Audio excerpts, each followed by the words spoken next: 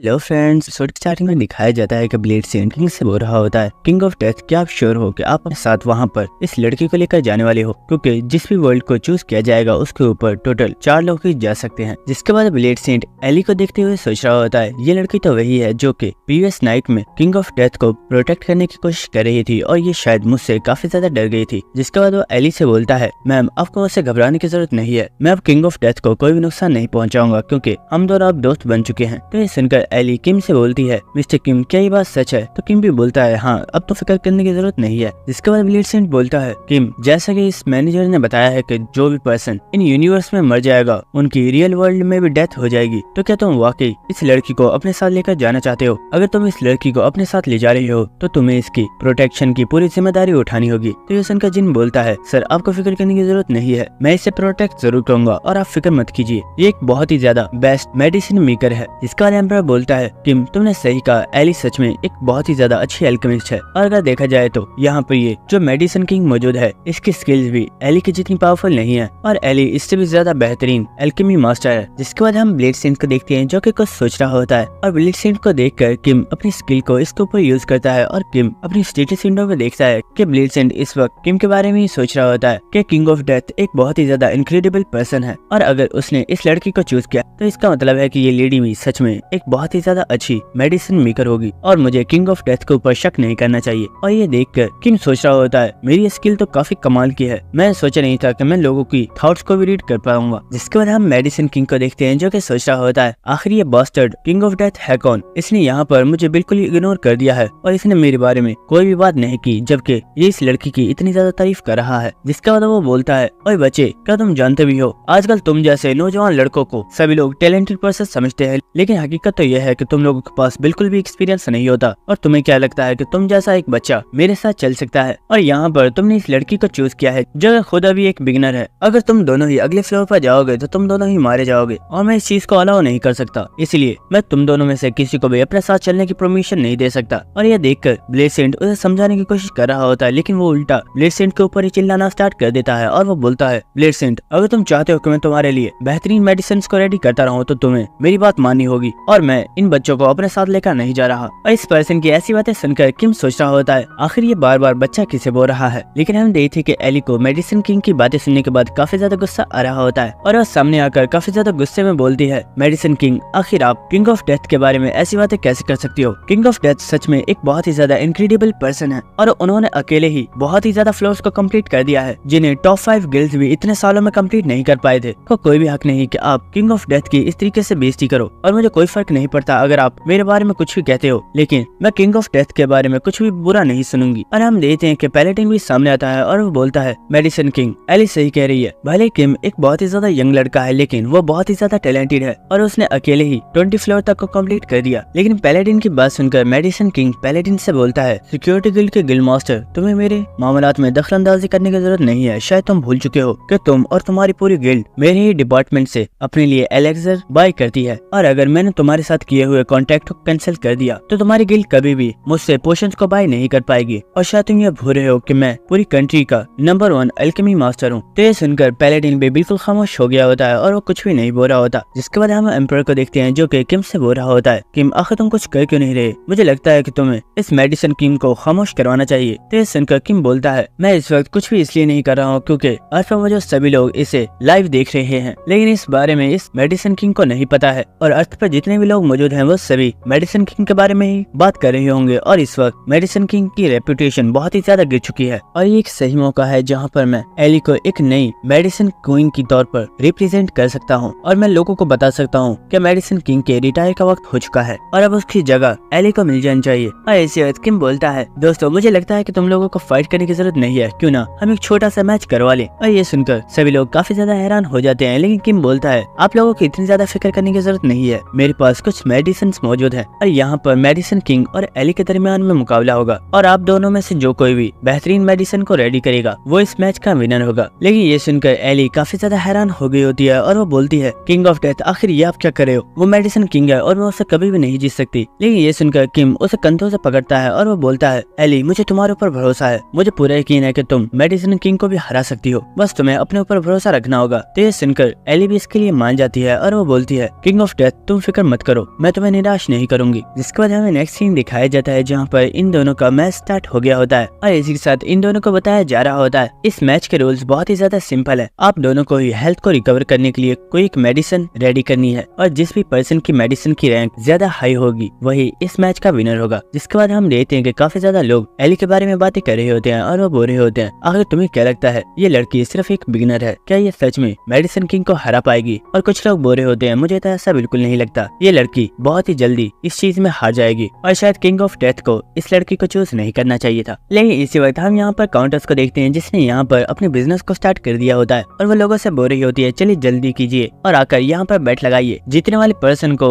उसकी प्राइस की double amount दी जाएगी। और जितने भी लोग होते हैं वो सभी मेडिसिन किंग के ऊपर पैसे लगा रहे होते हैं। जिसके बाद हम देखते हैं कि विच किम के पास चली जाती है और वो बोल रही होती है किम आखिर तुम कर क्या रहे हो, क्या तुम्हें सच में लगता है कि वो लड़की मेडिसिन किंग को हरा पाएगी? और आखिर तुम्हें इस मैच की जरूरत ही क्या थी, तुम वैसे ही बात करके इस मामले को सॉल्व कर सकते थे। लेकिन ये सुनकर किम हंस रहा होता है और वो बोलता है विच फिक्र मत करो, मैं जानता हूँ मैं क्या कर रहा हूँ और मैंने इस मैच को इसलिए रखवाया क्योंकि तुम जानती हो कि इस वक्त सभी लोग हमें लाइव देख रहे हैं और ये एक अच्छा मौका है जहाँ पर मैं एली की स्किल्स को दुनिया के सामने रिप्रेजेंट कर सकता हूँ। और ये सुनकर विच काफी ज्यादा हैरान हो रही होती है। लेकिन इस वक्त हम देखते हैं कि मेडिसिन किंग बोलता है मैंने अपनी मेडिसिन को कंप्लीट कर लिया है और हम देखते हैं वो काफी ज्यादा खुश हो गया होता है और वो सभी लोगों को काफी कॉन्फिडेंस के साथ अपनी इस मेडिसिन को दिखा रहा होता है और हमें इस मेडिसिन के बारे में बताया जाता है जो कि असलियत में एक मिस्टिक रैंक का पोशन होता है जो कि किसी भी इंसान की हेल्थ को बहुत ही तेजी से रिकवर कर सकता है। और इस पोशन को देखकर आसपास जितने भी लोग होते हैं वो सभी काफी ज्यादा खुश हो गए होते हैं और वो मेडिसिन किंग की काफी ज्यादा तारीफें कर रहे होते हैं और ये सुनकर मेडिसिन किंग भी काफी ज्यादा खुश हो रहा होता है। लेकिन इस वक्त हमें एली को दिखाया जाता है जो कि बोलती है मैंने अपनी मेडिसिन को कंप्लीट कर लिया है और हमें दिखाया जाता है कि एली की मेडिसिन में से बहुत ही ज्यादा पावरफुल लाइट निकल रही होती है जिसे देखकर सभी लोग काफी ज्यादा हैरान हो गए होते हैं। और हमें बताया जाता है कि एली ने जिस पोशन को रेडी किया है वो असलियत में एक लेजेंडरी रैंक का पोशन है जिसे रेडी करना किसी नॉर्मल अल्केमिस्ट की बात नहीं है। और इस पोशन को देखकर आसपास के सभी लोग काफी ज्यादा शॉक हो रहे होते हैं और वो बोल रहे होते हैं क्या ये लड़की सच में एक बिगिनर है? अगर ये लड़की वाकई एक बिगिनर है तो इसने एक लेजेंडरी रैंक के पोशन को कैसे बना दिया? और ये सब देखकर मेडिसिन किंग भी काफी ज्यादा हैरान हो गया होता है। और इस वक्त एली मेडिसिन किंग के पास आती है और वो बोलती है ओह तो तुमने ये मेडिसिन रेडी की है। जिसके बाद वो मेडिसिन किंग से उसके पोशन को ले लेती है और वो उसे देखते हुए बोल रही होती है ये पोशन तो बहुत ही ज्यादा नॉर्मल है और इस जैसे पोशन को तो कोई भी अल्केमिस्ट बना सकता है। मुझे सच में यकीन नहीं हो रहा कि तुम जैसे इतने बड़े अल्केमिस्ट से सिर्फ इतने लो रैंक का पोशन रेडी हुआ है। इसके बाद वो उस पोशन को मेडिसिन किंग को वापस दे देती है और इसी के साथ एली काफी ज्यादा हंसते हुए बोल रही होती है मुझे लगता है शायद यही आपका लेवल है। और ये देखकर वो अल्केमिस्ट सोच रहा होता है आखिर ये लड़की खुद को समझती क्या है, ये सभी लोगों के सामने मेरी बहुत ही बुरे तरीके से बेइज्जती कर रही है। जिसके बाद मेडिसिन किंग एली से बोलता है लड़की तुम सिर्फ लकी थी जो तुमने इस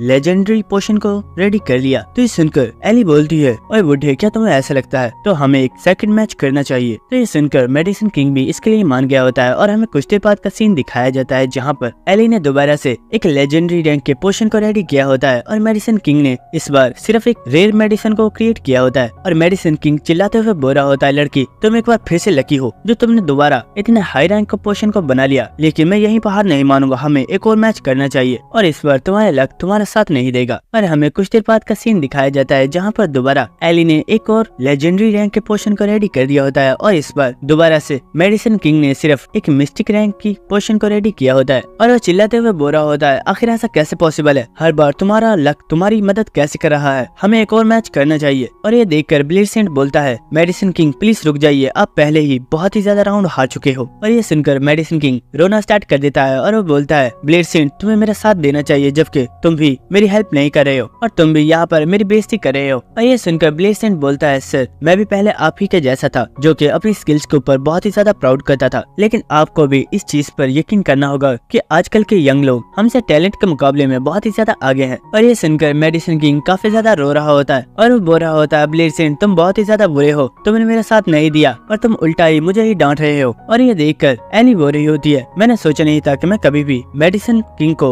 इस तरह की सिचुएशन में देखूंगी और वो भी मेरी वजह से। लेकिन इसी वक्त काउंटेस एली के पास आ जाती है और वो उसके हाथों को पकड़ लेती है और इसी के साथ वो बोल रही होती है एली मैं चाहती हूँ कि तुम मेरे साथ एक कॉन्ट्रैक्ट साइन करो और आज के बाद तुम मेरी गिल्ड के लिए ही तमाम पोशंस को रेडी करोगी और मैं चाहती हूँ कि तुम जितने भी न्यू पोशंस को रेडी करो उन्हें हमारी गिल्ड में से ही सेल किया जाए और इसके बदले में तुम्हें जितने भी गोल्ड कॉइंस चाहिए मैं उन्हें देने के लिए तैयार हूँ। लेकिन इसी वक्त हम देखते हैं कि वहाँ पर बहुत ही ज्यादा लोग आगे होते हैं जो कि होकर बोल रहे होते हैं, मैम एली, हम भी आपके साथ कॉन्ट्रैक्ट साइन करना चाहते हैं और हम चाहते हैं कि आप अपने न्यू पोशंस को हमें सेल करें और आपको इनके बदले में जितनी भी प्राइस चाहिए हम उन्हें पे करने के लिए तैयार हैं। और ये देखकर एली काफी ज्यादा टेंशन में आ गई होती है और इसी वक्त वो सभी लोगों को चिल्लाकर बोलती है, प्लीज सब लोग खामोश हो जाइए, मैं आप में से किसी के साथ भी कोई भी कॉन्ट्रैक्ट साइन नहीं करूंगी। अगर कोई भी गिल्ड मेरे पोशंस को बाय करना चाहती है तो उसे पहले किंग ऑफ डेथ से बात करनी होगी और जिन लोगों के बारे में किंग ऑफ डेथ मुझे बताएंगे मैं सिर्फ उन्हें ही पोशंस को सेल करूंगी। तो ये सुनकर काउंटेस बोल रही होती है, आखिर इसमें किंग ऑफ डेथ का क्या काम है जबकि पोशंस को तो तुम रेडी करने वाली हो। तो ये सुनकर एली बोल रही होती है, मुझे फर्क नहीं पड़ता, अगर कोई भी गिल्ड मेरे पोशंस को बाय करना चाहती है तो उसे किंग ऑफ डेथ से बात करनी ही होगी और जिन लोगों को किंग ऑफ डेथ रिकमेंड करेंगे मैं उन्हें ही अपने पोशंस को सेल करूंगी। जिसके बाद हम देखते हैं कि किम बोलता है, दोस्तों मुझे लगता है अब यहाँ की सारी प्रॉब्लम सॉल्व हो गई है, इसलिए अब हमें नेक्स्ट फ्लोर पर चलना चाहिए ताकि हम उस फ्लोर को कंप्लीट कर सकें। जिसके बाद वो मैनेजर भी उन लोगों के पास आ गया होता है और वो बोलता है, मुझे लगता है कि तुम लोगों ने अपनी प्रॉब्लम्स को सॉल्व कर लिया है और अब तुम 4 लोग नेक्स्ट फ्लोर पर जाने के लिए बिल्कुल रेडी हो। लेकिन इसी वक्त हम देखते हैं कि वाइपर जो कि एक गिल्ड मास्टर है उसके पास उसके स्टूडेंट्स आगे होते हैं और वो बोल रहे होते हैं, मास्टर आखिर आप यहाँ पर क्या कर रहे हो, क्या आप इन लोगों के साथ नहीं जाने वाले, आपको भी इनके साथ जाना चाहिए। और ये सुनकर वाइपर पहले तो बिल्कुल खामोश हो गया होता है, लेकिन इसी के साथ वो काफी ज्यादा हंसते हुए बोलता है, डिसाइपल्स तुमने बिल्कुल ठीक कहा, मुझे नेक्स्ट फ्लोर पर जाना चाहिए क्योंकि मैं तो तुम्हारा गिल्ड मास्टर भी हूँ। और ये सुनकर किम काफी ज्यादा हैरान होता है और वो सोच रहा होता है, ये तो काफी टाइम से ही खामोश था लेकिन इसे अचानक से क्या हो गया।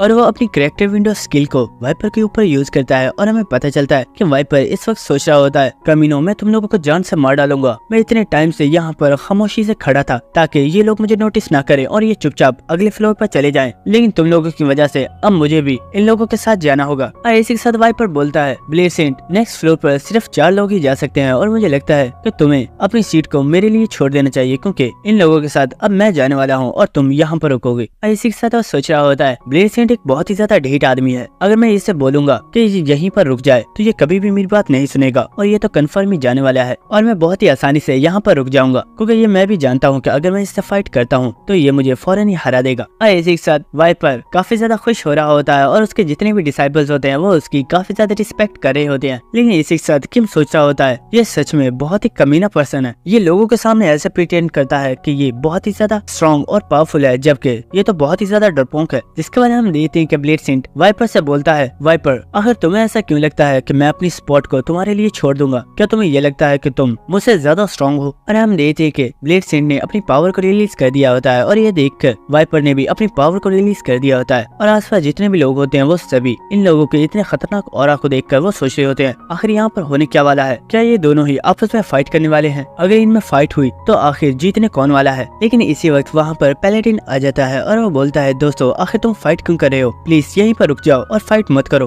और हम देखते हैं कि उसने अपने हाथ में एक बहुत ही बड़ा थैला उठाया हुआ होता है जिसके अंदर बहुत ही ज्यादा गोल्ड कॉइन्स मौजूद होते हैं। और हमें बताया जाता है कि जब मेडिसिन किंग और एली का मैच स्टार्ट हुआ था तो पैलेडिन ने अपनी जिंदगी भर की कमाई एली के ऊपर लगा दी थी क्योंकि उसे पहले ही पता था कि एली एक बहुत ही ज्यादा काबिल अल्केमिस्ट है और इसी वजह से वो बहुत ही बड़ी प्राइज जीत चुका है। जिसके बाद वाइपर बोलता है, पैलेडिन इसका कोई भी फायदा नहीं है, मैं जानता हूँ तुम्हारी बात कभी भी नहीं मानेगा। लेकिन इसी वक्त पैलेडिन बोलता है, ब्लेड सेंट मैं आपसे रिक्वेस्ट करना चाहता हूँ, प्लीज आप फाइट मत कीजिए और अपनी स्पॉट को वाइपर को दे दीजिए ताकि वाइपर नेक्स्ट फ्लोर पर जा सके। और ये सुनकर वाइपर काफी ज्यादा शॉक हो गया होता है और वो सोच रहा होता है, आखिर ये कमीना कर क्या रहा है, क्या ये मुझे मरवाना चाहता है। और इसी वक्त हम देखते हैं कि जो ब्लेड सेंट होता है वो बोलता है, पैलेडिन मैं तुम्हारी बहुत ही ज्यादा रिस्पेक्ट करता हूँ और इसलिए मैं सोच रहा हूँ कि शायद मुझे अपनी स्पॉट को वाइपर के लिए छोड़ देना चाहिए। और ये सुनकर वाइपर बोल रहा होता है, ब्लेड सेंट मुझे लगता है तुमने बहुत ही अच्छा फैसला लिया है और मैं भी नहीं चाहता था कि यहाँ पर खून की नदियाँ बहें। लेकिन इसी के साथ वो सोच रहा होता है, आखिर ये बुढ़ा इतना अच्छा इंसान कब से बन गया, नहीं इसमें इसकी नहीं बल्कि पैलेडिन की गलती है, अगर मैं नेक्स्ट फ्लोर से जिंदा वापस आ गया तो मैं कमीने पैलेडिन को जिंदा नहीं छोड़ूंगा। जिसके बाद हम मेडिसिन किंग को देखते हैं जो कि सोच रहा होता है, आखिर यहाँ पर क्या ये अजीबोगरीब नौटंकी चल रही है, मुझे तो लगा था यहाँ पर फाइट होने वाली है लेकिन यहाँ पर तो ऐसा कुछ भी नहीं हुआ। जिसके बाद हम देखते हैं कि वो मैनेजर अपनी बुक को ओपन कर रहा होता है और वो बोल रहा होता है, तो दोस्तों जैसे कि तुम लोगों ने फैसला कर लिया है कि अब तुम 4 पीपल्स इस यूनिवर्स के अंदर जाने वाले हो तो इस वर्ल्ड को सेव करने के लिए तुम्हारे पास 10 डेज हैं और 10 डेज के बाद ये वर्ल्ड मुकम्मल डिस्ट्रॉय हो जाएगा और 10 डेज के अंदर ही तुम्हें इस वर्ल्ड को सेव करना होगा।